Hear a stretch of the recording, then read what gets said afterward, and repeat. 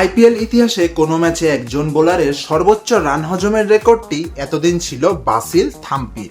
2018 IPL আসরে তিনি এক স্পেলে রান হজম করেছিলেন 70। এবার সে রেকর্ডটি ভেঙে দিলেন ভারতের সাবেক পেসার মোহিত শর্মা।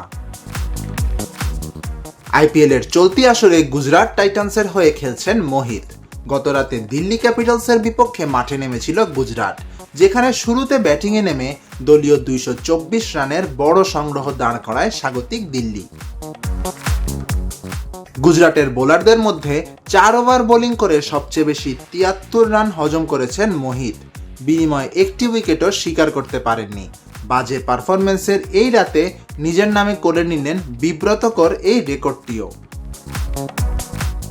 মোহিতের এই অনাকাঙ্ক্ষিত রেকর্ডের রাতে হেরেছে তার দল গুজরাটও। বড় লক্ষ্য তাড়া করতে নেমে নিজেদের সর্বোচ্চটা দিয়েও শেষে মাত্র 4 রানের হতাশাজনক হারের মুখ দেখতে হয় তাদের। এই হারের পর পয়েন্ট তালিকার 7-এ অবস্থান করছে গুজরাট। সামিন মোহাম্মদ আনান, স্পোর্টস বাংলা।